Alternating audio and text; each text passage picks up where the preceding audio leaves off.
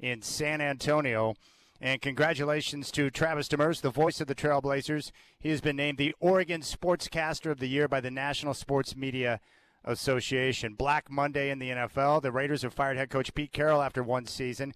The Arizona Cardinals have fired head coach Jonathan Gannon after 3 seasons with the team. The Browns have fired head coach Kevin Stefanski after 6 years, but are keeping GM Andrew Berry. The college football playoff will resume Thursday with the national semifinals. Miami meets Ole Miss at 4:30 on ESPN. Canes favored by 3. Oregon and Indiana will meet Friday at 4:30. Kick on ESPN. Hoosiers favored by 3.5. The Denver Broncos and the Seattle Seahawks are your number 1 seeds in the NFL playoffs.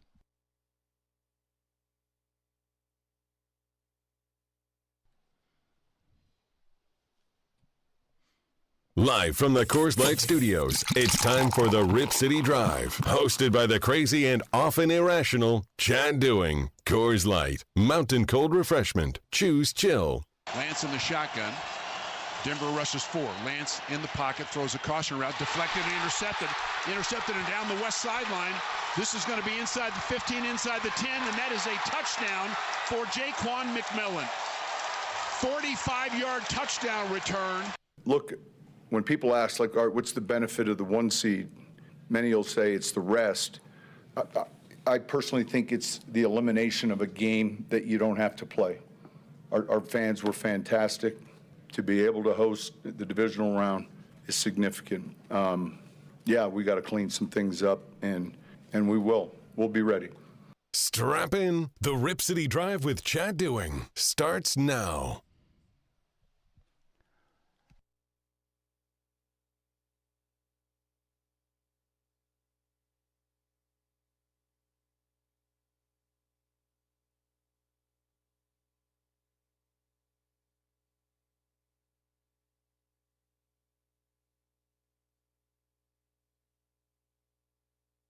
You know, I thought Sean Payton made a very good point after the Broncos game yesterday, and this applies to the Seattle Seahawks as well. The 1 seed is great for a variety of different reasons. Yes, you get a bye week. The players will get Monday, Tuesday, and Wednesday off from this week before they start making their preparations for the divisional round.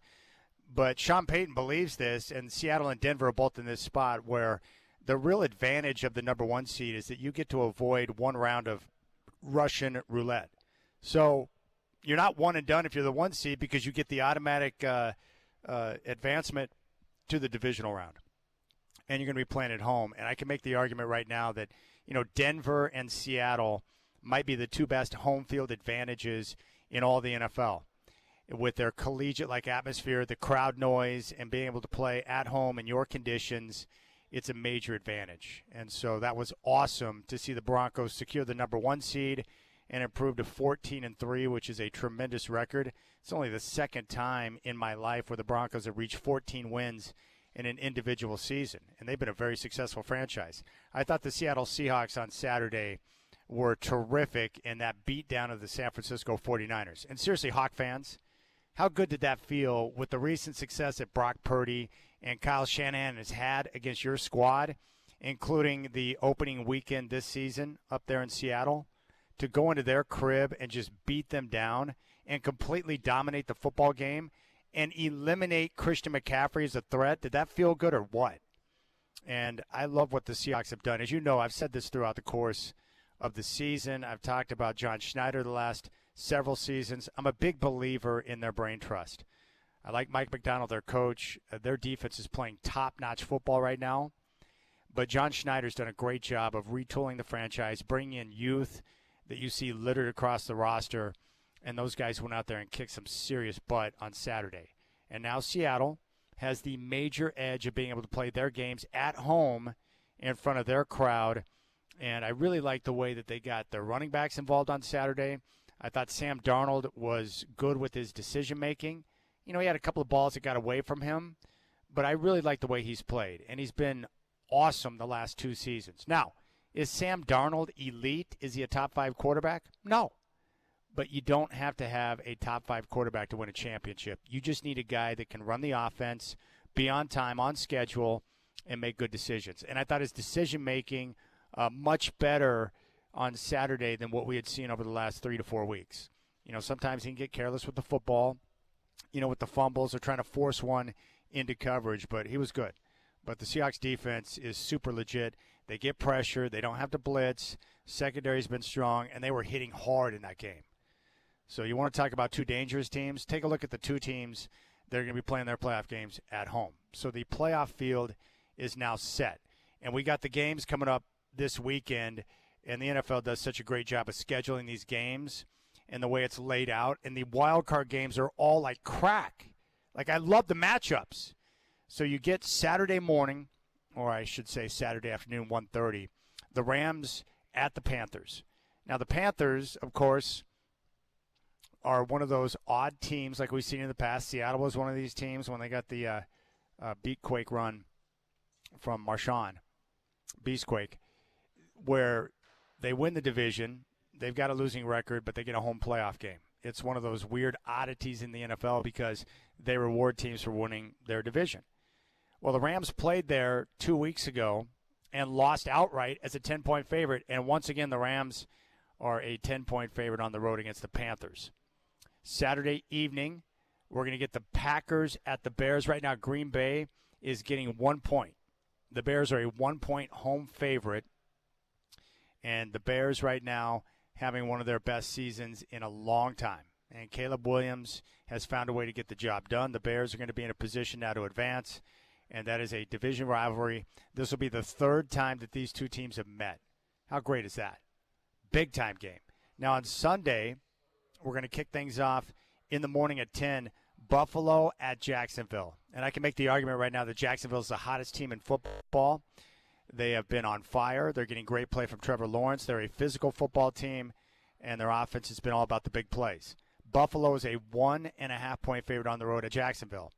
On Sunday afternoon, the 49ers, after their loss to Seattle, have to head out on the road, and they're a 4-point dog at Philadelphia and will take on the Eagles with their decimated roster. And then in the evening on Sunday, you'll get the Chargers at the Patriots. The Chargers wanted this matchup. They played to reach this matchup. They'll be the 7 seed playing at the 2 seed, the Patriots. And right now the Chargers look like a live dog getting 3.5 on the road against New England. And then the Sunday evening game, Houston, one of the hottest teams in football like Jacksonville right now. Their defense has been tremendous, laying 3.5 points on the road at Pittsburgh. And, of course, the Steelers last night in dramatic fashion as a 3.5-point dog beat the Baltimore Ravens thanks to a missed field goal by Tyler Loop at the buzzer. And Aaron Rodgers and the Steelers, along with Mike Tomlin, in the postseason. They won their division. They'll get to host a home playoff game, and will take on the Texans. Each and every one of those games is fabulous. Now, coming up on Thursday, we get the college football playoff. Miami and Ole Miss. And how about the Hurricanes taking out the Ohio State Buckeyes and doing so with the physicality that we have seen from them all year? Mario Cristobal built the team from the inside out. As you know, their offensive and defensive lines are terrific, and they pushed around the Ohio State Buckeyes in a very close and competitive football game. But Miami made all the big plays. They got a big lead, and they held on and got the win. I thought that was clutch. Love what Cristobal is doing right now. He's growing as a head coach, but that roster and what they've done on the interior with their offensive and defensive lines is money. And they're taking on Ole Miss.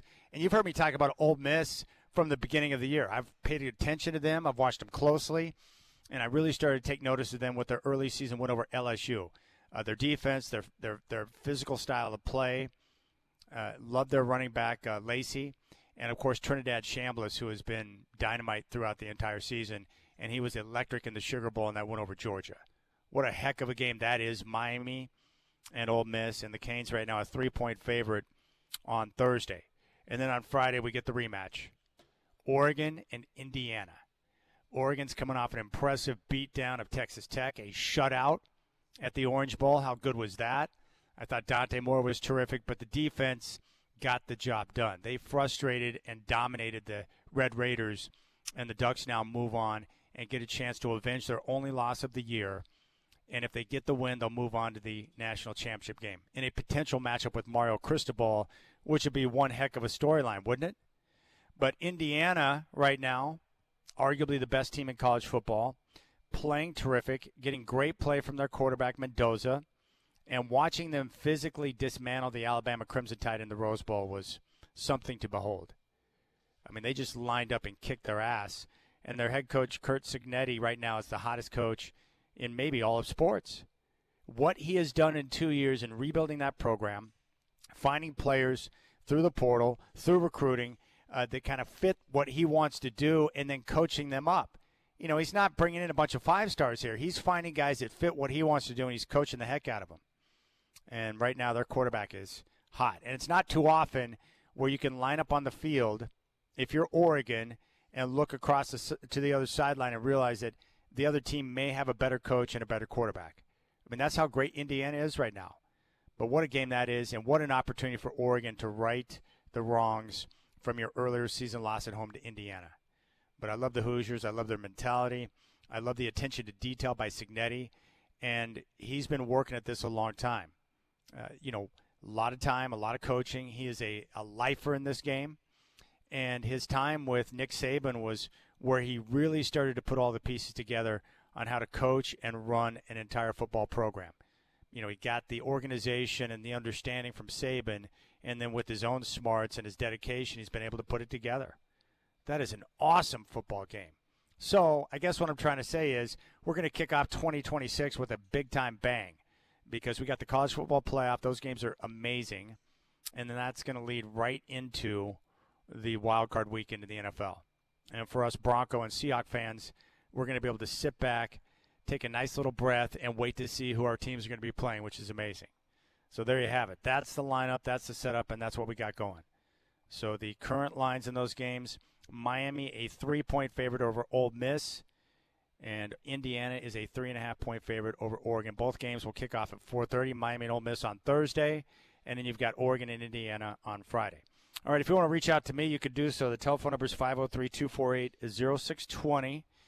You can also reach out on the Rip City Radio text line at 88528. I mentioned it in the update, but a big congratulations to one of my best friends and the voice of your Portland Trail Blazers, who was named the 2025 Oregon Sportscaster of the Year. And not bad for a guy who once worked for a guy who told him he had no talent and no future in the business, and now he's the voice of the Trailblazers. So big props to Travis Demers. We love that. All right, we're going to come back. I'm live here at Motor Center right now, and I'm very happy because joining me next in person, she made the trip up to the Pines. That's how cool she is. Brooke Olzendam is going to join me. I'll ask her about how you ad-lib when your mic is off to get an interview done. We'll get her take on this current roster. Also, you want to get down here early tonight for the Denny Avdia collectible glasses, which are great. So it's all coming up tonight. Blazers and Jazz tip-off at 7 right here on your home of the Blazers, 620 Rip City Radio.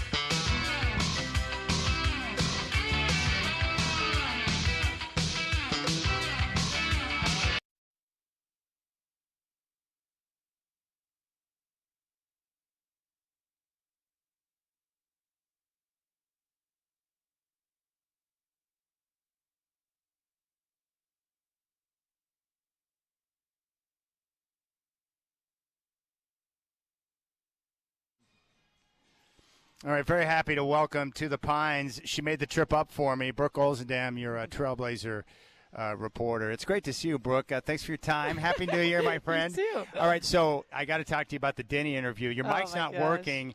You're motioning to the table, so walk us through what took place and how you're able to get through that. Okay, so I've been doing this long enough where first of all, I'm always going back and forth with my producer, Greg. Who do we want to talk to? But we have this, thing where we do it at the last second because you don't jinx it. I don't know if I believe in the jinx. If you do, great. If you don't, I understand. But we have this thing, and with PR too, like if we're up 5 with a minute to go, it's too soon. Yeah. It's too soon to say. Wait till you know for fact. So, but the point is that I'm going back and forth with my producer, which means he can hear me. Greg, it's Denny Denny and Donovan, but it's Denny's birthday at the triple. This is our conversation like seconds before I go out on the floor. So everything's going on. The mic is working. I look down. Again, this has never happened to me. I've been doing this forever. So I go out, and Denny's all excited. He's smiling ear to ear. I'm excited. I go to ask him the first question. I was just going to first I'll say, Denny, first of all, happy. And all I got to was, huh. So I was on it. The mic was working for a second. Yeah. I quickly realized sometimes the audio people don't lift you up, so you wait a second, and they figure it out, and then that's not happening. So I just look at the mic, dead as a doornail.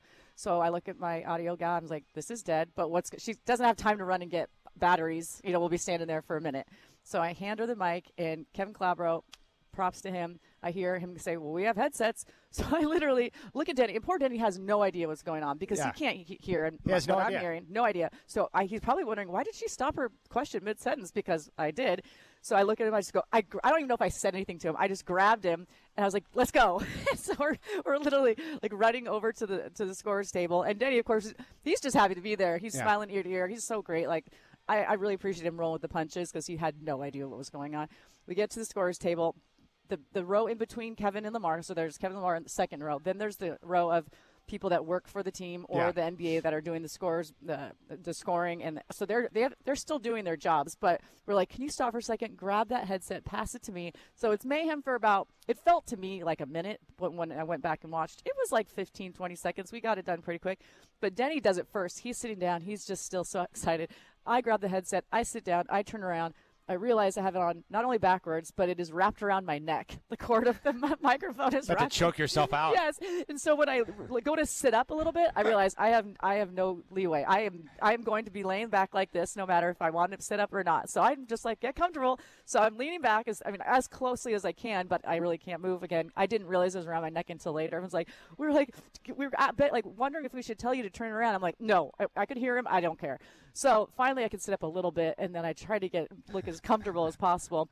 But I was loving it because we got it done. Like, his answers were amazing. He was so heartfelt how much he loves this team. Yeah. And it was his birthday. I mean, you could just see he was absolutely elated. Like, he was on cloud 9, and he deserved to be on cloud 9.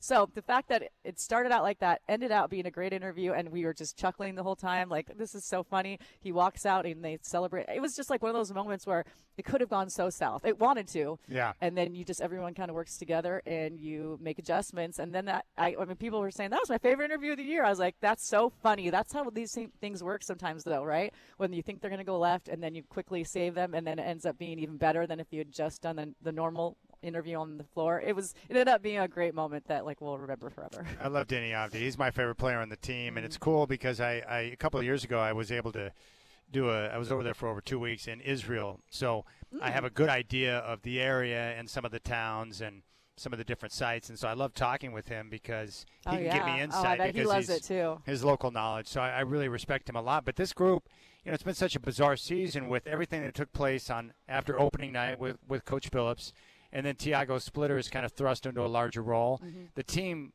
kicks off the season playing great basketball, and then through numerous injuries, we've seen all of these young guys who have been, brought into a larger role more so than they could have ever expected, and yet we're continuing to see them continue to battle. So just what's your overall read on the way that this group, with so many different guys who have had to step up, and they're continuing to find ways to scratch out wins and be competitive? It's impressive to me. It is so impressive. And I can understand the journey, watching the beginning, there's so much excitement because of Drew Holiday, who's playing out. He's an amazing player, great veteran, great human. Great human. So you're excited about Drew. And they're playing this style of basketball that is so fun to watch. Yeah. They're scrappy. You got, Tumani, you got Blake Wesley, who's throwing his body everywhere. Everyone was very excited, including myself, about Blake Wesley. And Matisse, we got these defensive players that are creating, and then the basketball's moving, and it's very exciting. It's great. And then, of course, you mentioned the injuries, which, it takes a little bit of time for teams to kind of like transition. Okay, we don't have those guys we thought. Now how do we still make that, what we want to do? That's like our mantra, get out there and defend and run. But we have to kind of switch, and maybe some guys have to play in positions they're not really that comfortable with, but they will do anything for the team. So you see Denny Affian playing out of position, and he's thriving. Yeah. You see Ceedy and Caleb, my God, coming in and being like, we always joke about it on the podcast too, the most confident first-year player in the NBA, which don't you want that? Yeah. Don't you want that in a Very guy? confident. Very confident. And I've noticed, too, in your post-game interviews on the road where there's been a couple times where it's just you and him having a conversation for a few minutes. He doesn't sound like a young guy deer in the headlights, right? No, absolutely. Very confident. Very confident, and I assume that he's talked about it comes from his family and just like his upbringing and just having confidence in himself. I also think we're talking like strictly media stuff. He's been doing, he's had a couple runs of that in college, which give you a little bit of experience with that. But I don't think that's even contributing to how he's talking to me. I think that's just who he is. And whenever Caleb has a big game, I hope it's Caleb, because it's just so fun to talk to him, and he's just so appreciative and grateful to be in a position like this. And you get thrown into the spotlight like that, there's kind of goes one of two ways. You're like, whoa, this stage is too big for me, and you kind of shrink, or you be a Caleb Love and you say, this is my time to shine. And not every time, but oftentimes he's first looking for a shot because he has a great shot, as he should, and then he's looking for his teammates. I've been so proud of him, and Ceedy as well. He's been scoring even more so lately, but even when he doesn't, he's affecting the game every way that he can, whether it's jumping on the ground where she's always flying around or finding his teammates. I've been so excited for these guys to come in and really say, this is an opportunity I have to take advantage of. And they have managed to keep that style of play. Maybe not exactly what we saw the first few games, but they've said, well, this is on us now. And they've thrived. It's been fun. It has been a lot of fun.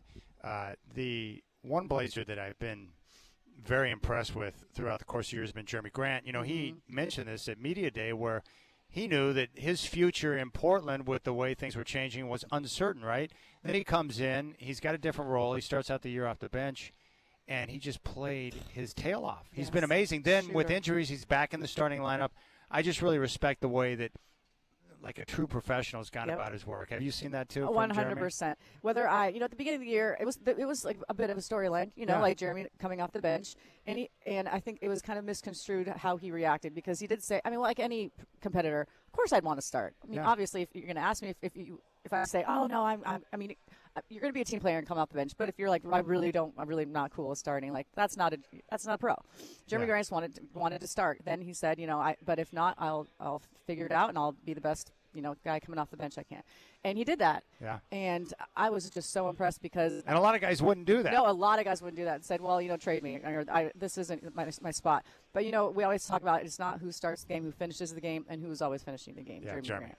And then he comes into the starting position and it sounds weird to say picks up where he left off the bench, but he did, and that's what I'm like. I know this guy. This is the JG that I remember when we got him, and I was freaking out. I remember where I was when I heard we got Jeremy Grant, and I was like, one of those moments where I'm like, oh, Jeremy Grant's a Blazer, and he is completely. And as a person too, I know I'm sure talked to him, but he is just the coolest, nicest, down to earth. Just even keel. I remember when he got a tee earlier, I was like, I never thought I'd see the day that Jeremy Grant got a technical. No. And he didn't deserve that one, by the way. He doesn't get angry too often. Some guys, they run a little hotter, but he doesn't. I just really respect the way he's gone about his business. Now, tonight, so we get the Denny Avdia collectible glasses. People got to get down here early, right? Mm-hmm. Get here early, get your glass. I love all of them. I thought the dame with the microphone yelling Rip City was a great addition, but I'm into the unique collectibles. So tonight is Denny Avdia, which is great. I'm big on the glasses. I love the glasses. I love Jeremy Grant's too. Yeah, where he was sitting cross-legged like he does before games, and I love them. And because Blazers fans love this kind of stuff. You love this kind of stuff because you can take it home. You have it forever. I remember when we went on the Rip City rally. Oh, my gosh, what's her name? I'm so mad at myself. She's the sweetest lady. We got to do a stop at her house and surprise her with the TV and all that. And she was very grateful for the TV. She loved it, so excited. But she asked if we would come in her house, the cute little house in Northeast Portland. come in. She proceeded to show us every glass she's collected. Oh, she's got a big supply. The Love biggest. it. I mean, we couldn't get through them all. And her whole house is decorated. But when she opened up the commemorative glass area, we're like, oh, like all of us, like, whoa. And she's like, just taking them out and talking about them all.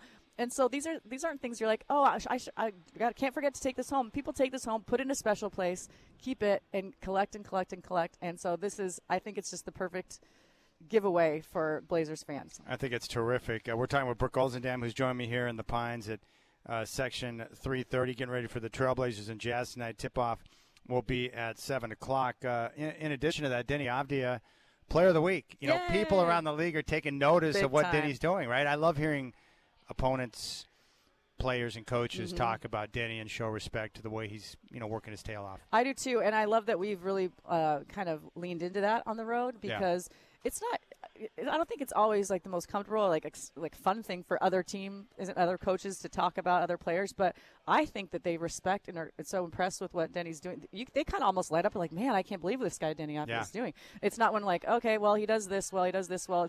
There's a true respect when they're talking about it. Yeah, it's kind of like you tip the cap. Totally. You may not want to lose the game, but sometimes you can still respect the fact that, hey, I like the way he goes about his business. Absolutely. We have that Steve Kerr bite about him was awesome, and the other coaches just kind of like, man, that's a player you want on your team, and just watching how he's evolved and continues to evolve. I love it. Tiago said it was on this last road trip. I asked him because we did a whole piece on Denny the leader because we talked about how he's talking to Young Hansen on the bench. He's talking with Dame all the time.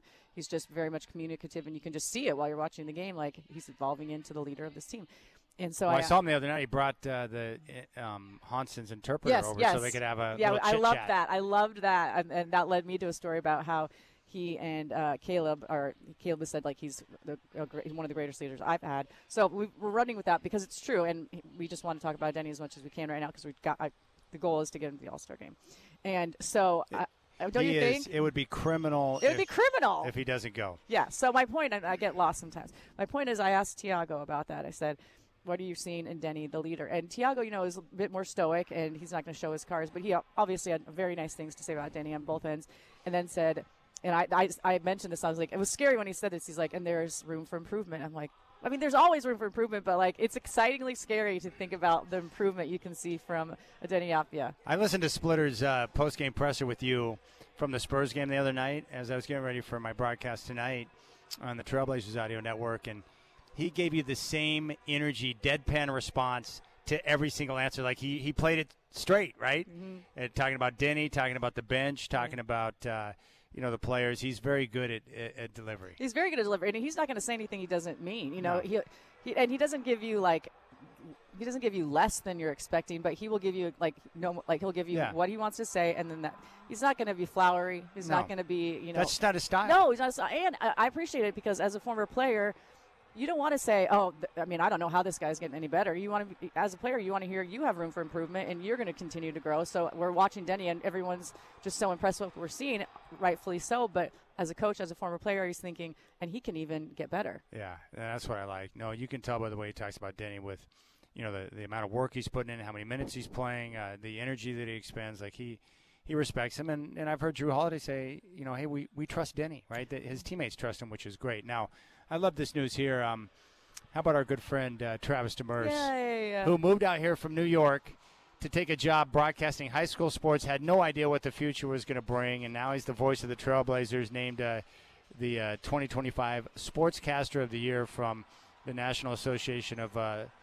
Sports Broadcasters. That's pretty awesome. Very cool. No, I was telling Chad earlier, I got on the call like at 12:02. And I just got the tail end of being and by call, you mean there's broadcast. There's a broadcast call where we have a meeting before every game. Yes, and I got on the call a bit late, and I heard like something about Travis. Good job, Travis. I'm like, oh, what is that? And I was had a lot to do today, so I was like, I got to figure. I'll talk to Travis when I see him. And then I walk up and I hear you say that. I was like, oh my gosh, I did not know that's what I did not know that was happening today. So I texted him. I've already texted him and said congratulations. You made a good point too, and I like this. A lot of the, for all of us, a lot of the work that he does goes unnoticed, but he's been, not just calling the games, but he does a lot of little things on the side and the work and the effort that he puts in.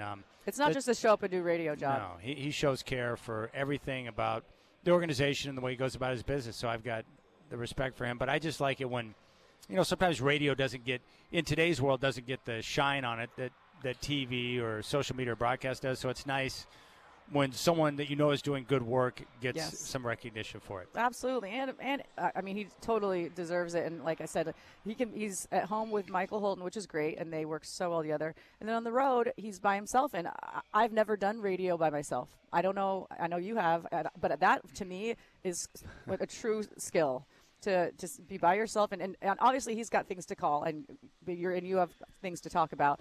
But I am so impressed with what you guys do, and especially when it's just you, and you're just leading the team, and you're the team of one, and that's what he is on the road, and so that makes it even more impressive to me. Hey, Brooke, I know you've been very blown away by how the organization has worked with you, the Trailblazers, with your foundation, Brooke Heart Your Heart. Mm-hmm. And the cool thing is you're in preparation for the launch, which is coming up when, the start of February? Yeah, the whole month of February. And so we've already had lots of little meetings to get ready for it. And it's going to be similar to what we've done.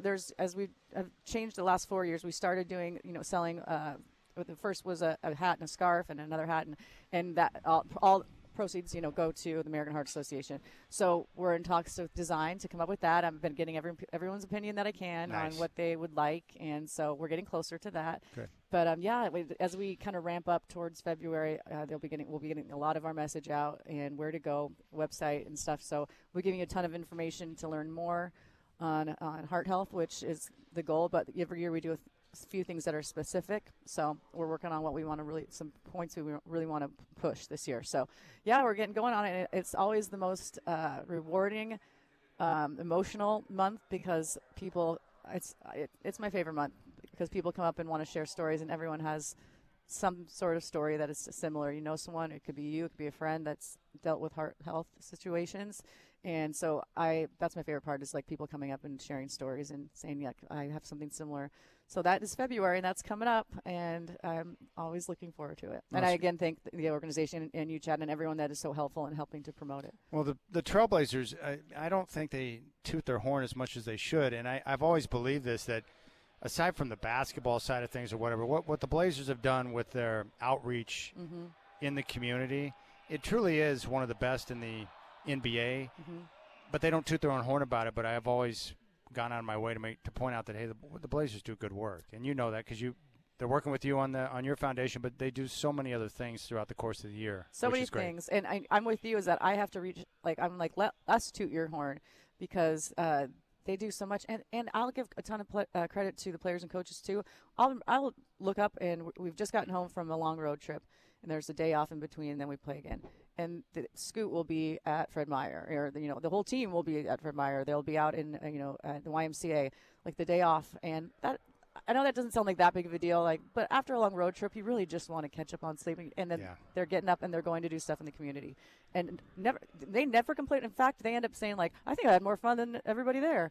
And so I agree with you. They're always doing stuff. Our community outreach program is unbelievable, but it doesn't work unless people in the organization and on the team and the coaching staff want to be involved. So it goes both ways. So credit to both of them. That's great. I was going to ask you, I saw you bumping around the other night with one of the nationally televised games when you actually have one of the rare nights where you're not on broadcast. How much do you enjoy just being able to come to a game and see it from a totally different perspective without worrying about the hustle and bustle of doing a broadcast? It's totally weird, Chad. It's like it's like a mixed feelings. I got mixed feelings because I come in and I'm excited. I didn't have to prepare, which I like preparing for games, but it's nice. Okay, I can just come in, and I will say the fun thing is to stop for ever as long as I want to and talk with people.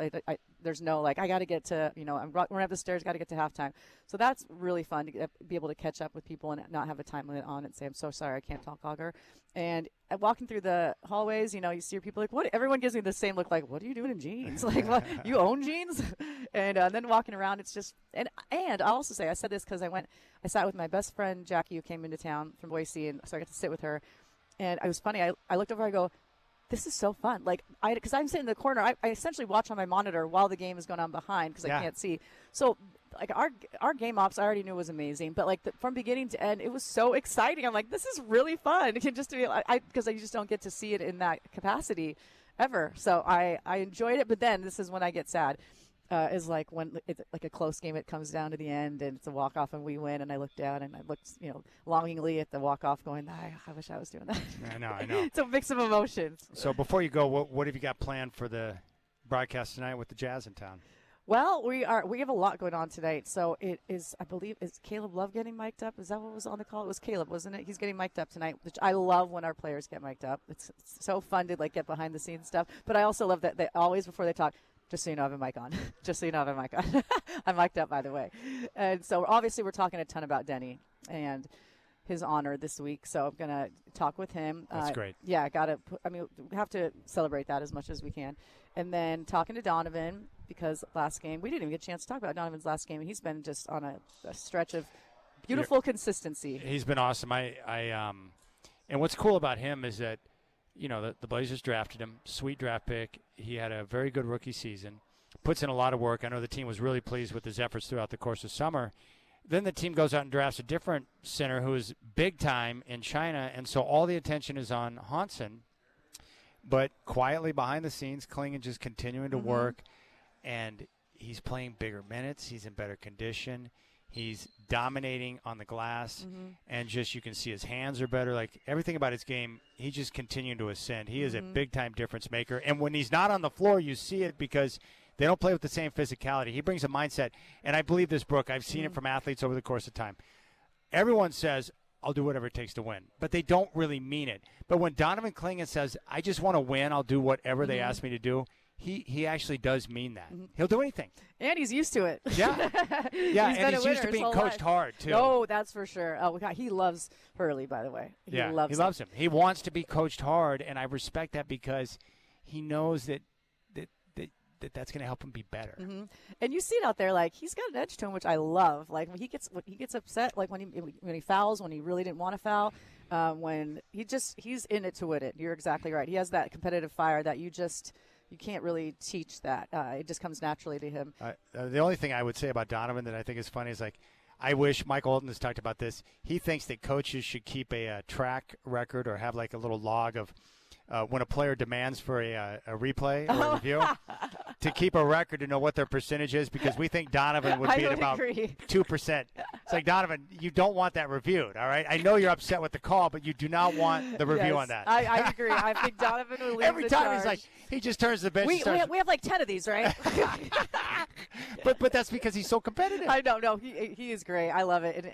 And also you mentioned his footwork, which he and I have talked about, and we've talked about on the show, because his dad, Bill, who's great, it's been, I haven't met Bill, but I've heard he's awesome. He's awesome, and he would always, like when he was growing up, you got to be in your right spot first before you can do anything. You got to be in the right spot. Yeah. And for a center, that is even more important. So he says, like growing up, his dad, he could just hear his dad from the stands going, in a positive way, like, get to your spot.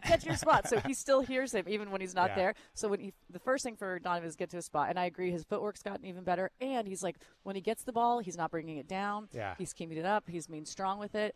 I mean, everything, all these things that like he was working on his rookie year. Yeah. I mean, I've just seen leaps and bounds in every aspect of it. And you're right. When Donovan's off the floor, I'm like, okay, all right, who's going to really crash the boards here? Yeah. Because there's no one. He's got such a unique skill set that no one can really. You can't duplicate what he does. That's how special he is. He's special. So I'm talking to him tonight about that. Good. Talk about Denny, because he and Denny, especially last game, had a great connection. Denny was finding him, and that was a thing of beauty. So talk to him, and like I said, Caleb will be mic'd up. Ton of Denny stuff. We just want to celebrate him and get the word out, just that he's getting recognized all over. All right, Brooke Olzendam, your Trailblazers. What is your actual? What's the best title for you? Because I feel like sideline reporter just kind of doesn't really explain everything. Well, if we're getting technical, it's a courtside reporter. But I have never said, please call me a courtside reporter ever. The only reason it's even a thing is because I remember when I first started, a bunch of us got together, and it was called the Courtside Club, and we were sideline reporters. So I'm like, so is that what we are then? Someone tell me. I'll just stick with it. So we were the Courtside Club. There's only a few of us still in the Courtside Club. But I don't care. But the technical title is courtside. Yes. Okay. Because that, it's not. It's a court. But as you know me, I really could care less. Me too. I'm just happy you're here, and thanks for your time. I love talking with you, and we look forward to Brooke Heart Your Heart at the beginning of February. And thank you for your kindness. December was a very rough month for me and my family, but you reached out unexpectedly and were very kind, and I appreciate that. Oh. So enjoy the broadcast tonight. Thanks, buddy. Thanks for having me on. All right, Brooke Olzendam, your Blazers courtside reporter. We'll come back and continue. Sean Highkin coming up at 4:20. You got the Rip City Drive.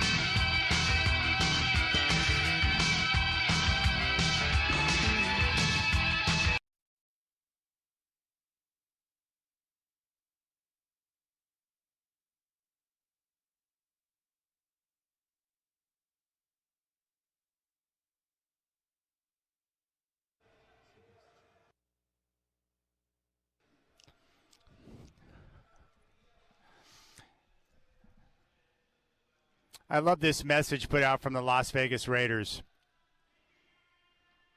They posted this to their social media accounts. The Las Vegas Raiders have relieved Pete Carroll of his duties as head coach. We appreciate and wish him and his family all the best. Moving forward, General Manager John Spytek will lead all football operations in close collaboration with Tom Brady, including the search for the club's next head coach. Together, they will guide football decisions with a shared focus on leadership, culture, and alignment with the organization's long-term vision and goals. Mark Davis. This franchise is so pathetic, and they're done. And I don't care if Tom Brady's involved, not involved. I can't believe Spytek is keeping his gig. They hired another head coach, which turned out to be a one-year failure. They're going nowhere, and they're a mess. And they've got the number one pick. And the reason why is that Mark Davis is still the owner. At the end of the day, it is Mark Davis who is going to have final say on decisions. Now, I like Mark, and I'm happy that he was able to get a new stadium built for his team in a different city. His dad never did that, and the people that worked for his dad were very mean to Mark over the course of time, so he got that done. But the reality is they're a joke of a franchise. Now, they do have the number one pick, but somehow, some way, you know they're going to find a way to screw it up. And I think the greatest football stat I've ever come across, how about the New York Jets finishing up the year yesterday, becoming the first team in history to go all 17 games, an entire season. And keep in mind, they're playing 17 now, not 16.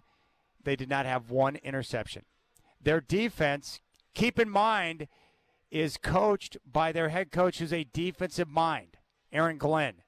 And they produced 0 interceptions on the year. I don't even know how that's possible. But it's the most Jet stat of all time. What a crap franchise they are. And it's always the same teams at the top. And the reason why the Raiders drive me crazy, ever since I was a young boy, you know, they played in that Super Bowl and won against the Redskins back in the early 80s. But since that time, they have been a joke of a franchise. Aside from a couple of years where they have had success, they have been a total disaster.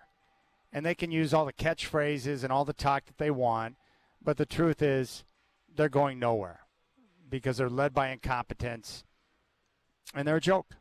And I enjoy it because I hate the Raiders, but what a crap franchise they are. And the Jets, too, by the way. The most unserious football teams of all time. The Jets are an embarrassment. Nice job on that hiring, too, by the way. Oh, my gosh. Man, the Pete Carroll experiment was a joke. How about Nick Wright of Fox Sports? Predicted the Denver Broncos would finish dead last in the AFC West, miss the postseason, but yet had the Raiders getting in as the third team out of the West into the playoffs. That was a horrible prediction. All right, Sean Hiking coming up at 4:20. I am going to dive into some football coming up next. And then we got the tip-off tonight with the Jazz and Trailblazers here from Moda Center at 7 on your home of the Blazers, Rip City Radio 620.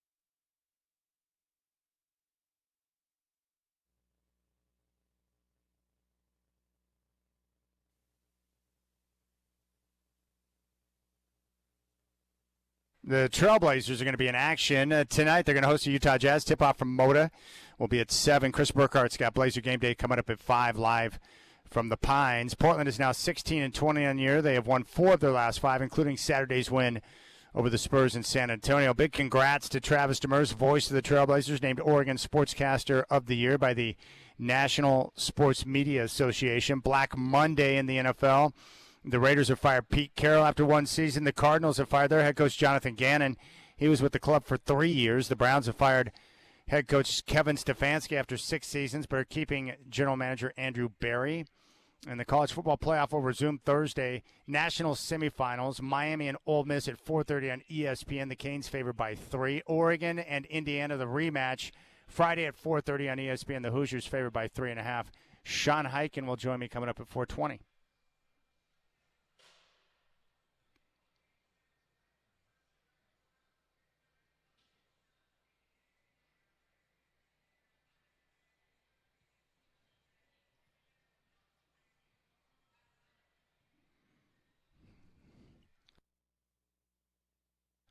I just did the tally.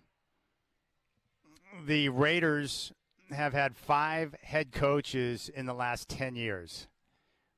I mean, that is a train wreck. Train wreck. Or wait a second, was it 6? I think it might be 6. Is my math correct? Yeah, so I think they went, let's see here. Let's run it down real quick. So they had Jack Del Rio, John Gruden, Bisaccia, who got them to the postseason, but then they let him go. Then you bring in Josh McDaniels, one of the worst hires of all time. You bring in the assistant from Arizona State, the linebacker. That was a disaster. And then Pete Carroll gets 1 year. Nice work. They're not a serious franchise, and they're a disaster. And I enjoy it because I don't like the Raiders, but come on, man. Oh, my goodness, what a mess. And I don't buy this whole idea that Chip Kelly somehow didn't know the plays. It sure smells like he was being scapegoated by a head coach that was in the middle of a disastrous season, knowing he was going to be fired at the end of the year. And we're going to upset Max Crosby in the process. Good work by everybody. You can reach out to me, 503-248-0620. I appreciate your time and hope you're enjoying your brand new year, 2026. Yesterday was a special day. My dad, Jim, it was his birthday. He turned 77. And so I decided to surprise him, a little Bronco day trip in Denver, and we went to the Bronco Charger game so that we could see the Broncos secure the number 1 seed. And they stayed true to form like they have all year. They didn't make it easy. They made us grip and stress out a little bit, but they got the job done and secured the 1 seed. But it was just awesome to be able to spend the entire day with my dad, especially after all the things that went down last month and my brother passing away. It was just fun to have a day where we could focus on something fun and be able to hang out. And it was really a perfect day. We got over to the stadium early, found a good parking spot. We got something to eat. Then we walked over to the stadium and we went in on one of the side entrances and were able to sit down with the bar stools and the tables and watch the morning action before we went up to our seats, and then we got a chance to hang out and watch the game. And the weather was perfect in Denver. At kickoff, it was right around 70 degrees, clear skies, sunshine on January 4th, my dad's birthday. So what a blessing that was. But I had a chance to hang out with my pops, and I'm pretty excited because the Denver Broncos, 8 times in their franchise's history, they have been the 1 seed.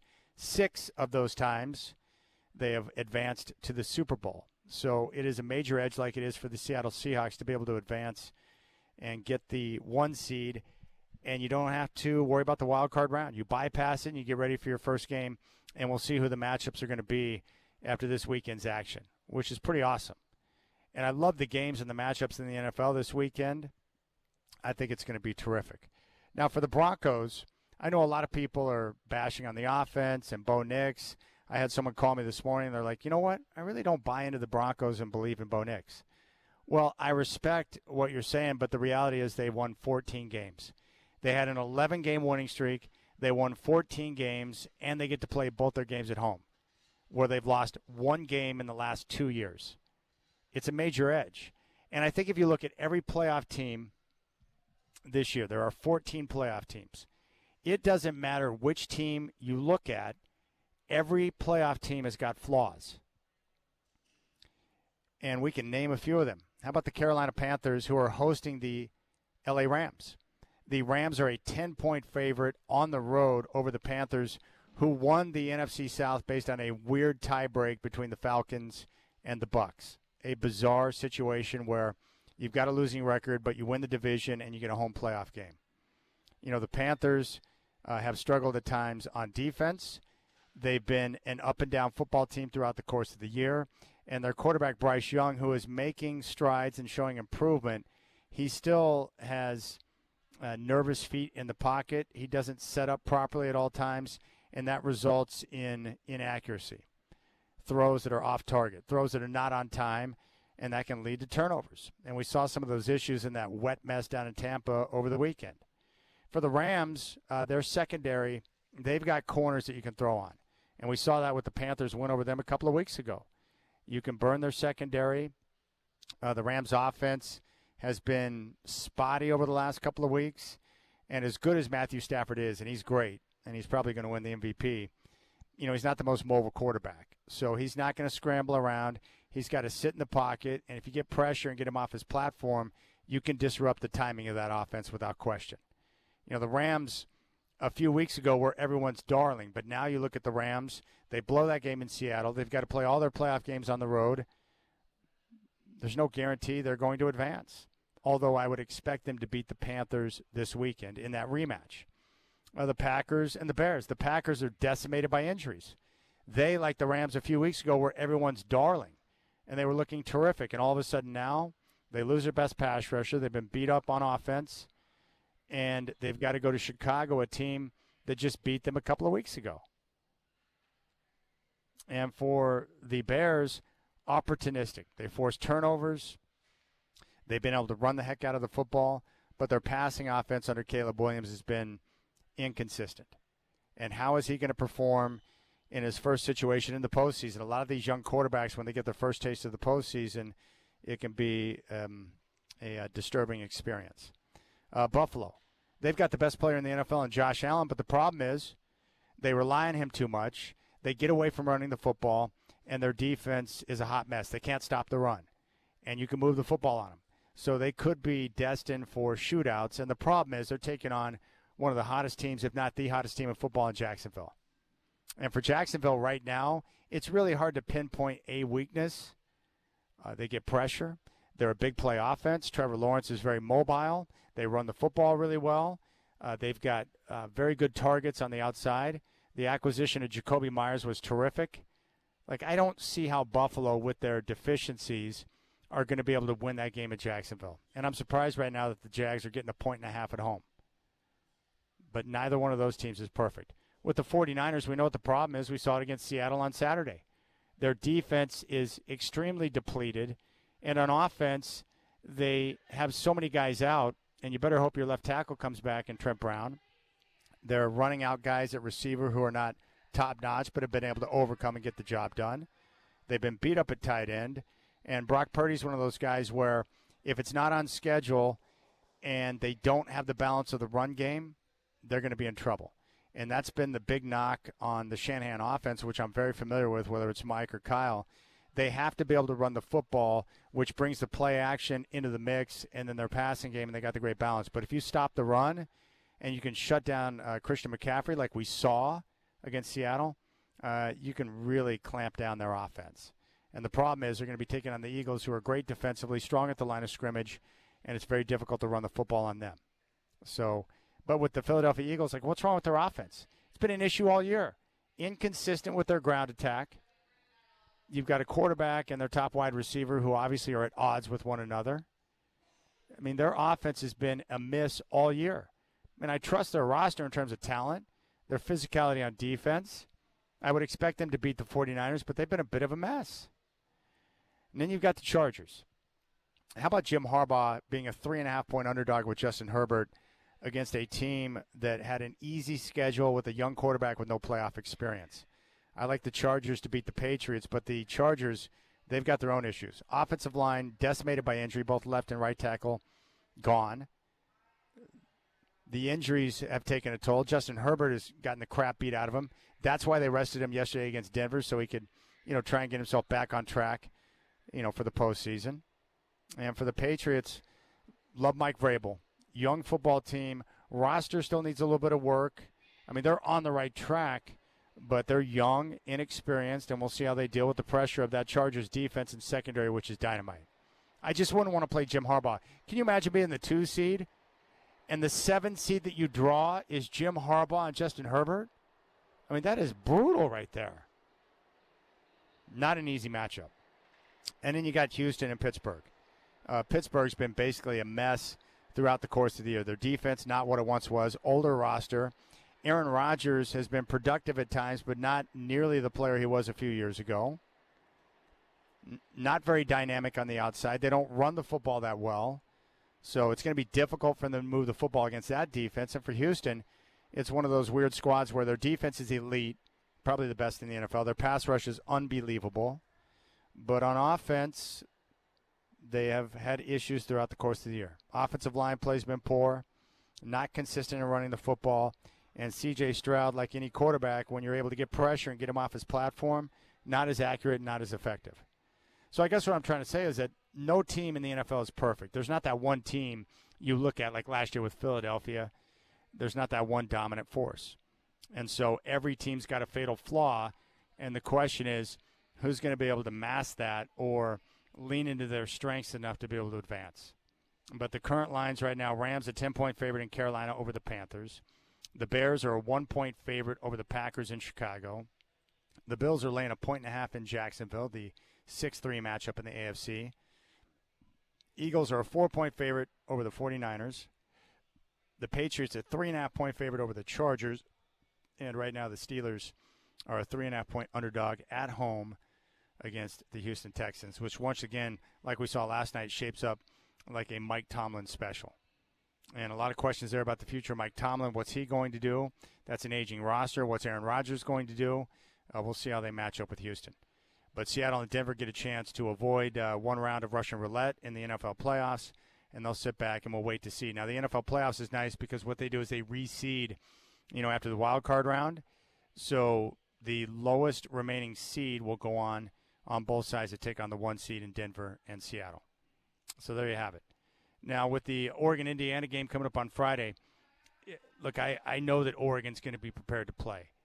Now, getting over on Indiana is tough because they are a well-oiled machine right now.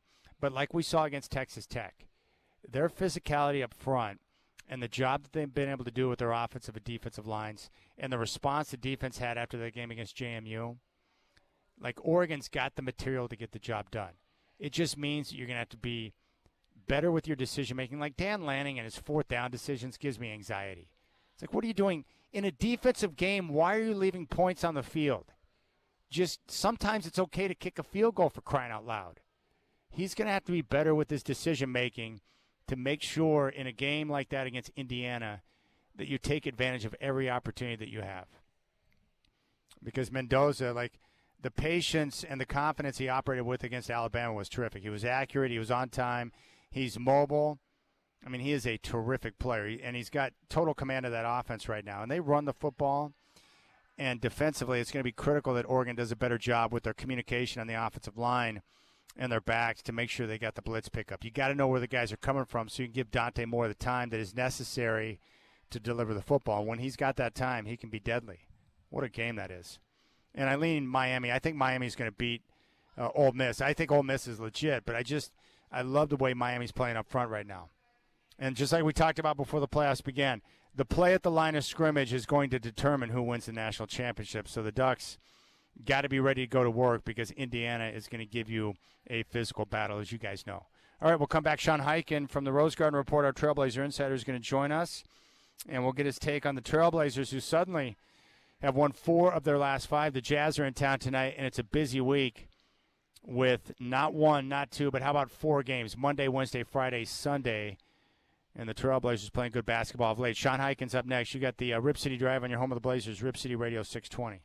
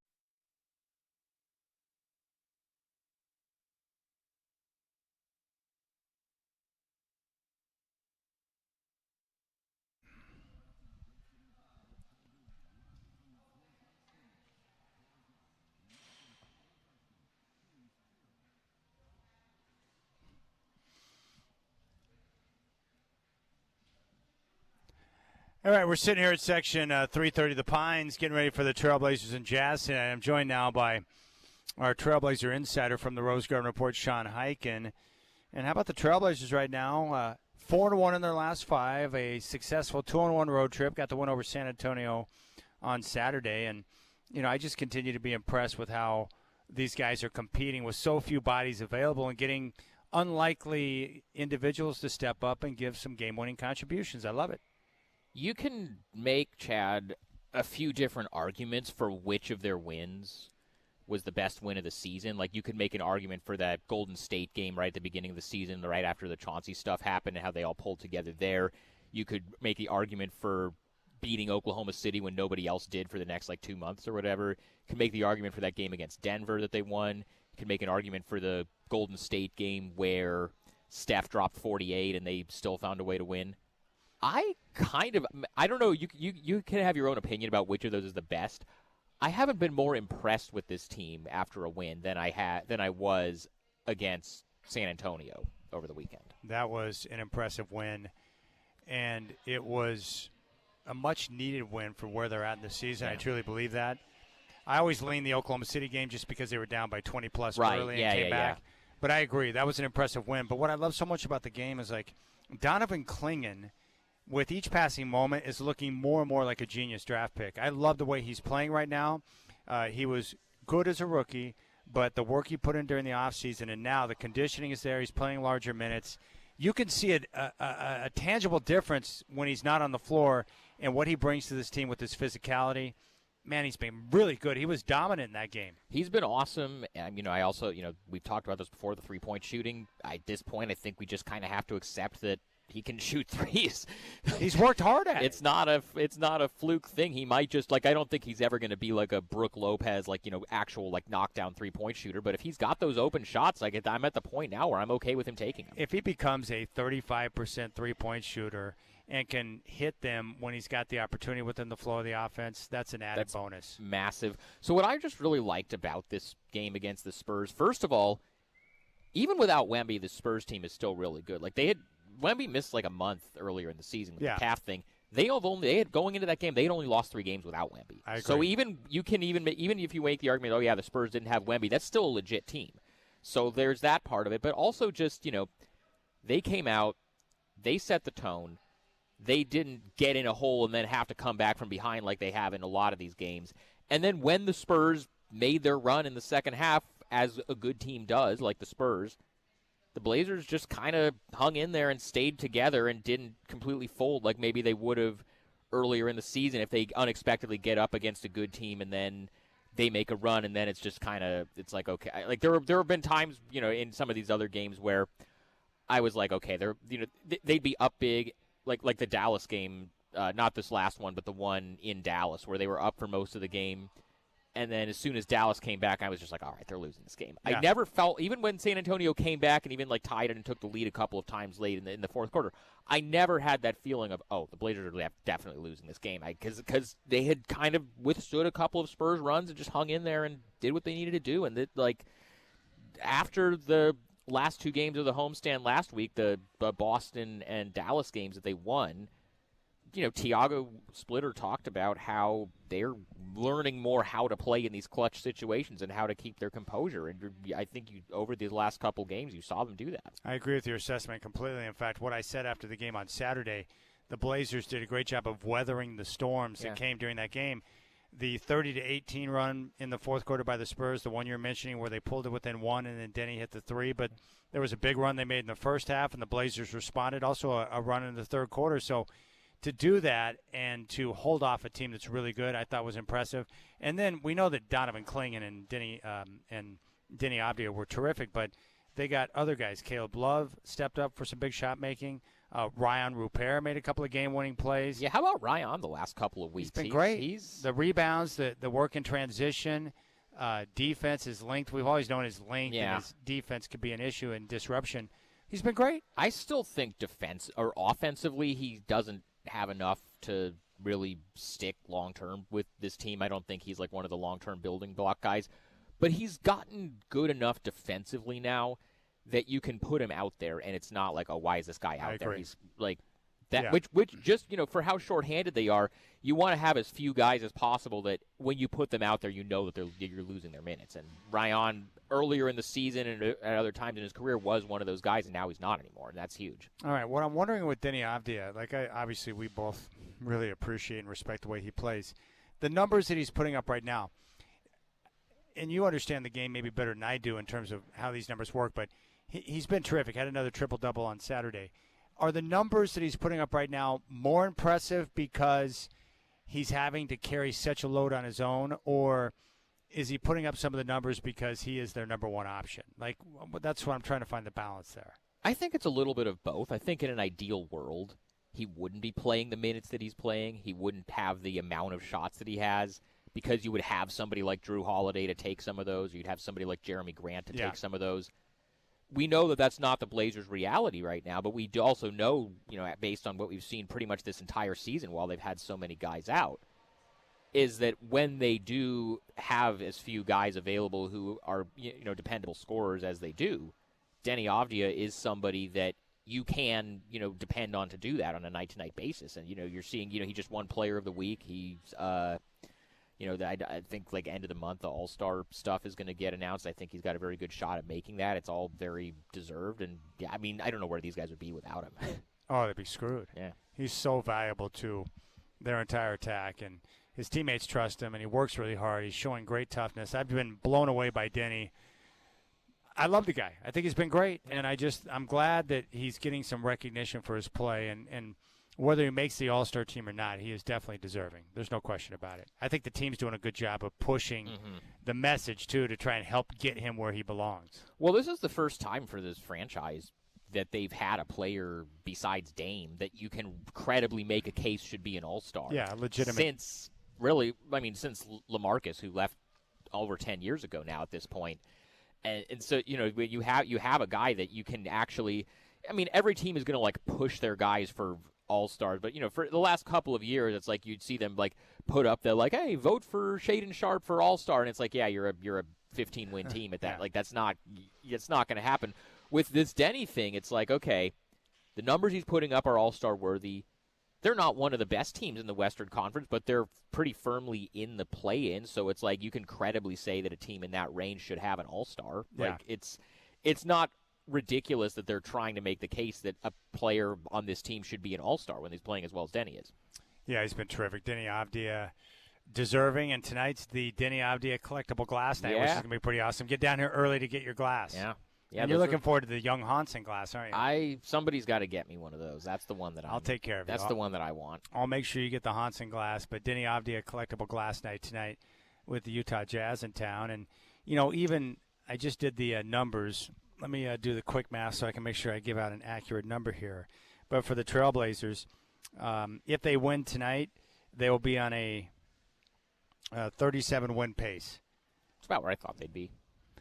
Yeah, but not with half the lineup out, though. I know, but that's impressive, though, to be in a position to where you're winning basketball games and keeping yourself within that play-in possibility with 5 or 6 key guys out on a regular basis. That's impressive to me. And 4 or 5 games that you can point to that they dropped at the very end, the first Orlando game with Chicago. the Desmond Bane shot. Yeah, Chicago, Toronto, the first Dallas game where Denny should have driven and drawn the fouls instead of throwing up the third. There's 3 or 4 games that they. But then on the other side of it, they probably should have lost that Sacramento game in overtime. They probably should have. There's some other games where they should have lost, and they kind of messed around. Earlier in the season when they played Utah, who they're playing tonight. Yeah, they were almost blew it. They were up 25 in the second half, and they let Utah come all the way back, and they ended up holding them off. But they could have lost. So it's that stuff all kind of evens out. But yeah, so that stuff all kind of balances out. But I think if you told somebody, the day before opening night, hey, the head coach is going to get arrested one day into the season, and then you're going to lose pretty much every playable guard that you have for most of the season, plus Jeremy Grant for a lot of it. And they're going to go into the new year basically 4 games under 500 and in the play-in mix. Most people would probably say that's pretty good. Yeah. The one thing that's an issue, and it's driving me crazy because I don't think there's any excuse for it, but it's been a problem and it's cost them games. What's up with the free throw shooting? We've talked about this many, many times. I know, but what's the problem? They were 16 of 27 in the game on Saturday. Yep. 4 of 10 in the fourth quarter. Yep. Like that's not good enough. You can't. This team is not good enough to be leaving free points on the gosh. table like that. And it's not even like, obviously you aren't expecting these guys to be perfect from the line because guys are going to miss shots. But like in some of these games, like the Chicago one that they came back and won. I think they missed 11 or 12 free throws in that game. They ended up losing by 1 when Nikola Vucevic hits the buzzer beater. If they had just missed 6 free throws in that game instead of 11, they win that game. Yeah, or like the Toronto one on that road trip at the beginning of December. There's a few of these specific games that you can point to where it's like if they had just taken a few more of the free points that were there for them, they would have 3 or 4 more wins than they have. It just drives me bonkers because the fatigue is not an excuse either because there are a lot of guys that play big minutes and still make their free throws in the fourth quarter. Yeah, and it's like guys like Donovan Clingan misses some free throws. Okay, like most big men aren't good free throw shooters. Yeah, but like Shaedon Sharpe should not be missing both free throws late in some of these. Like that's like in the Sacramento game where he missed a couple of free throws that kind of kept it a 1-possession game. Like Shaedon Sharpe should not be missing both free throws late. And Denny Abdul should not be going 2 of 6 in the fourth quarter. Caleb Love had a couple missed free throws in the San Antonio game. It's like that could have cost you. The guards, like Caleb Love's the whole reason he's getting these minutes is because he's a shooter. He can't be the guy that's missing those free throws. Well, I agree 100%. Yeah, the problem is that, and I've talked to a couple of guys about this, coaches, and they're like, there's not much you can do. Yeah. Because you don't want to go up to the team and be like, hey, you got to make your free throws because then you'll put more pressure on them. Right. But there's no way to simulate game situations in practice to where you're shooting free throws that matter. You can't do it. Right, and it's like, we've asked Tiago about it after some of these games where that's been an issue. And he's basically said, like, yeah, guys practice free throws, but, like, it's not like I can just, like, tell them to practice free throws harder. Like, it's just one of those things. You either make them or you don't. Yeah. Well, it's annoying. It's one of those things in sports that just drives me. Kickers missing short field goals and extra points drives you crazy, and guys missing free throws. You're leaving money on the table. I know, and especially for guys like, it's not like Denny Avdia can't shoot the basketball. Right. He's a very good shooter. Right, and it's like, right now it's like, okay, they're still, like, holding pace, but, like, what if it's 1 or 2 games that come down to – and it will come down to a couple of games. Whether they're the 8th seed and only have to play 1 game to get out of the play-in, or the 9th seed and they have to win 2 games to get out of the play-in. And then you look at, like, there's 2 games where if they had only missed 5 free throws instead of missing 10 free throws, they would have won. And, like, that's kind of tough. Like, growing up, like, I wanted to be a basketball player. The problem is I sucked, right? Sure. I wasn't good enough. But I could make free throws. Yeah. I can make free throws at a high clip. Yeah. You know who makes his free throws? Young Hansen. He does. That's the one thing. Obviously, it's been very uneven for him early on, but every time he goes to the free throw line, I'm like, okay, he's making these. Yeah, he's the one guy on the team, weirdly, that when he goes to the free throw line, I'm like, yeah, okay, I'm not worried about this one. I've watched him shoot. He spends a lot of time on the floor before games, and he's got a nice stroke. But didn't you think his performance, a little bit better against San Antonio? I thought that was one of the better games that he's played this season, and it's obviously still very early for him. And he had a couple of rough games, or like that Dallas. That was a tough one for him. But some of these other games have been kind of tough for him. But you just want to see him get in and. He had a block in the Spurs game. He had a couple of nice assists. You just want to see him do 1 or 2 things every time he's out there where you're like, okay, I see it. And then I've gone to some of these remix games that he's played, and he looked pretty comfortable there. I think he's going to be fine. Hey, I think Travis Demers now shares something in common with you. He was named the 2025 Sportscast of the Year in Oregon. I was very, very happy to see that. I think Travis does not. I mean, nationally does. I mean, obviously, people in Portland, people who listen to Blazer games on Rip City Radio know how great Travis is. I don't think nationally or, like, outside of our little bubble, Travis gets nearly the amount of recognition that he should for how hard he works and how good he is at the job. So I was very, very happy to see that this morning. Because you won Sports Writer of the Year, last year? 2 years ago. 2 years ago. That's pretty cool. And I think it's great for Trav because – in today's world with social media and with television, sometimes radio doesn't get the shine that it used to. Yeah. And, I mean, heck, if I was working for a company and a new owner was going to come in and take over, I wouldn't mind having a little more hardware to my name either. That's good. It ain't gonna hurt. It ain't gonna hurt. And I was very, very happy to see that this morning. That's pretty good. So this week, 4 games. You got the Jazz tonight, 2 against the Rockets on Wednesday, Friday, and then Sunday they wrap it up with that matinee game against the Knicks. 2-2 homestand wouldn't be bad, would it? That would be very, very good if they could. I mean, I think you kind of. I put this Utah game tonight in the same category as like those. But they have to play their game. I know, but I put the Utah game in the same category as like the game against New Orleans or like these games against Sacramento, where it's like if they don't win this game and you're trying to be a serious team that's like making a postseason push, if you don't beat teams like that, it's a problem. So I agree. You gotta beat Utah tonight. You're probably not going to beat the Knicks because the Knicks are just. I mean. The Knicks are you could make an argument they're the best team in the East right now. They're playing really well. If you can get one of the two against Houston, either just split those two 1-1. Obviously, Houston's a much better team than these guys are, and they blew them out already once in Houston earlier this season. If you can get one of those 2 games in Houston and then beat Utah, then you're in good shape.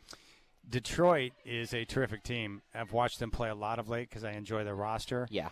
Do you think they'll be better prepared in the postseason for that matchup that we're going to get between them and the Knicks? Will they be prepared for that? I do. I mean, they went through it last year, and I don't think any team in the East, whether it's them or Boston or the Knicks or, you could even throw like Orlando in there once they get guys healthy.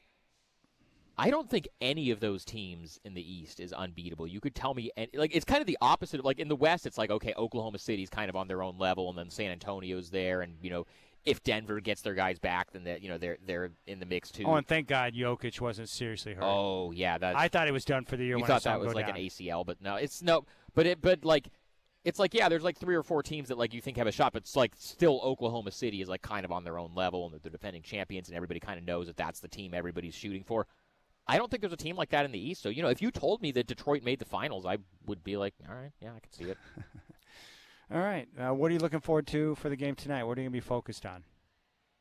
I mean, they just kind of need to – they're at the point now where, they've gotten a lot of this kind of growing pains of, like, having to adjust to all these, injuries and different guys being thrust into different roles. What was your take on the updates from the Blazers on the injuries? Well, we have them now. We have the updates now. I mean, I don't love that Matisse Thybulle was apparently dealing with this knee soreness the whole time, and that was just never disclosed. I don't love that, but everything else was kind of what I expected. You would hope that they get some of these guys back at some point soon, but So do you think we'll see any of those guys in the month of January? I've given up trying to guess that, man. I thought they were going to get Drew back like 2 weeks ago. Okay, so no predictions, no projections on the players. But we do have updates, and, okay, for those who didn't see the announcement, let's walk through the updates then. Yep. Where are we at with Drew? Drew has been cleared to ramp up his return to competition activity, which means that he's going to be able to do stuff in practice, and then they'll see how he responds. And if he responds okay, then they'll maybe feel more comfortable letting him out there. So there's no timeline on that, but, they say he's progressing. Where are we at with Jeremy Grant? Day-to-day. He's been day-to-day for like 2 weeks, but he's day-to-day. Drew Holiday. We just talked about Drew. Oh, I mean, who else we got? Scoot. Reevaluated in 2 weeks. He's been cleared to do more on-court stuff. Still not full contact, but reevaluated in 2 weeks, which means probably best-case scenario. After the 2 weeks, they'll say he's cleared for contact, and then it'll be another week or two of him having to ramp up. So best case scenario, we're probably looking at 3 or 4 weeks for Scoop. It's probably going to be longer than that. And Matisse Thybulle. Well, he was supposed to be out 4 to 6 weeks with this thumb injury, and then now we find out, 9 weeks later, that he's actually also been dealing with knee tendinopathy. So he's also out indefinitely. 4 games this week. Do you think Rob will play in all 4, or will they? How do you think they'll handle him with a busy schedule? Well, they're not back-to-backs. The only games that they're really holding Rob out is back-to-backs. So okay. I think they always list him as questionable coming off of a game that he didn't play. Yeah. Just to kind of dress it up and make it not look like, oh yeah, we're just sitting him on back-to-backs. But since these games aren't back-to-backs, I have to imagine if he's healthy, he's going to go in all of them. All right, Sean Hyken with the complete update.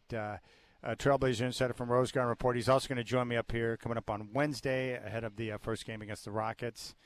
I think that's everything I got. You did a good job of emptying the clip on me there, man. Happy New Year, buddy. You as well. You as well. All right, I'm happy with the team. Like, I'm not overly critical of the team because they have so many guys out and they're not playing with a point guard. Right. I just like the way that they're able to compete and find a way to scratch out wins. They're remaining interesting. I feel a lot better about where they're at than I do 2 weeks ago. Yeah, 2 weeks ago I was looking a little bit shaky, but they righted the ship. Yeah. And, I mean, you know how it is. It's like for some of those guys, like, it's hard to adjust to not thinking you're going to play, and all of a sudden you're, like, getting large minutes. So totally. Rupert's recent play has been solid.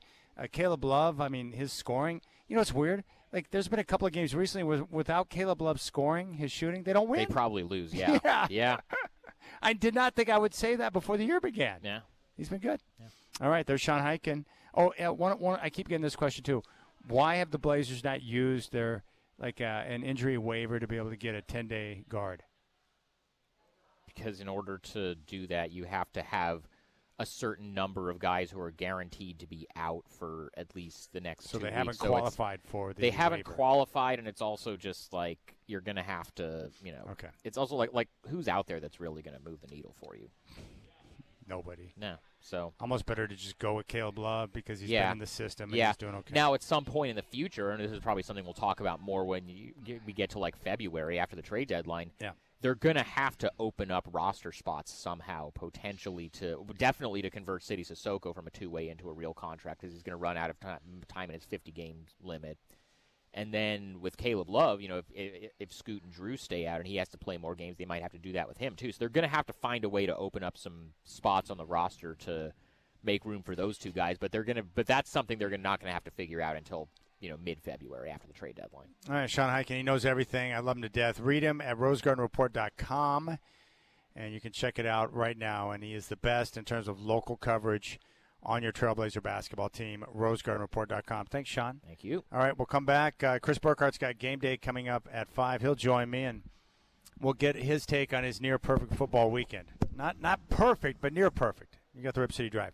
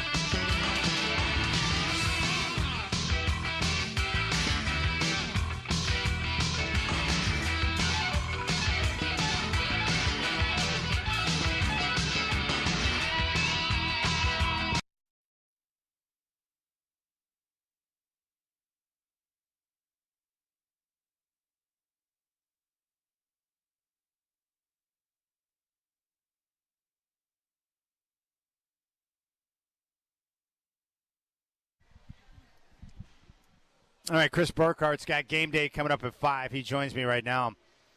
You almost had a perfect football weekend had it not been for that disastrous Saturday game with the Seahawks and 49ers. I'm sorry about your team's loss, but the Ducks dominated the Red Raiders and now get the rematch with Indiana in the national semifinals. So you got half and half. I'll take it. I mean, the Niners game, yeah, you would have liked to have the victory and have the perfect football weekend, but I'm not upset in the least, Chad, that the Niners are still going to the playoffs, and if they play their cards right, they're still got a chance to make some noise. So I'll be okay. I just thought the Seahawks did a terrific job of taking Christian McCaffrey out of the game. They made sure that he was not his usual self. He couldn't run the football. They eliminated a lot of his opportunities in the passing game.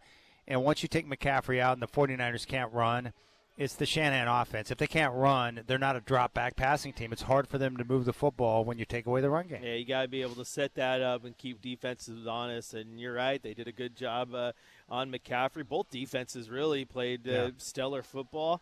And I think you got to tip your cap, too, to Sam Darnold. I thought when they needed that one late drive, didn't get points off it, but they just took so much time off the clock, and they kept converting on 3rd and longs. And Darnold has all of a sudden turned into a decent little quarterback. And for a guy that stumbled out of the gate a little bit, it's pretty nice to see. Yeah, Sam Darnold. Like him a lot. And I think, for the Seahawks, they're one of those teams like Denver. They got that great atmosphere at home. They're going to be a tough out up in Seattle. That place is rocking. But their defense is great. But every team I look at in the playoffs right now, take any pick from either conference, every team has got a fatal flaw. There's no perfect football team. I've never seen the NFL playoffs this wide open on either side or on both sides in my entire life. That's how awesome it's going to be. When you take a dominant Kansas City out of the equation, right? Because we talked about it a second ago. You're like, oh, that Philly game. It's like, well, Philly, I feel like their defense can lock you down when they need to, but that offense doesn't move the ball incredibly well. You got Buffalo. Well, I like how you described the offense a few moments ago. It's booty cheeks. Booty cheeks. Because Jalen Hurts is he's like a game manager, uber athletic, but they don't ask him to throw the ball down the field a ton, and a lot of the times he's ending with 150 yards passing. So it's not going to instill fear in that 49er defense. And you look at teams like Buffalo this year who, you got Josh Allen who can sling it with the best of them, but the run defense is absolutely terrible. So you're right. Like every single team has enough there to say, okay, they can win, but they also have a flaw that can knock them out. Yeah, my 2 early games that I like. I love Jacksonville to beat Buffalo at home. I think they're one of the hottest teams in football right now, and they're a serious problem. And I like the Chargers getting 3.5 on the road against the Patriots. Patriots have been a good team all year, and I love their coach Mike Vrabel, but a young team that still needs some work on the roster, quarterback that has no playoff experience, and your first game after earning the 2 seed, you've got to face Jim Harbaugh as an underdog with Justin Herbert against that defense, which is one of the best. That's going to be an intriguing game. They also play in an absolutely filthy, easy division, really, and they had an easy schedule. So, I like the Chargers too. All right, Chris, he's got Blazer Game Day coming up next. Enjoy the show, my friend, and we'll see if the Blazers can make it 5 of their last 6 tonight. Be pretty nice. All right, Chris Burkhardt's got Game Day coming up next. I appreciate your time. I'll be back tomorrow with the Rip City Drive at 3. And we'll get into a lot of football, both college and NFL. It's going to be awesome. Enjoy the game tonight, and I'll talk to you tomorrow.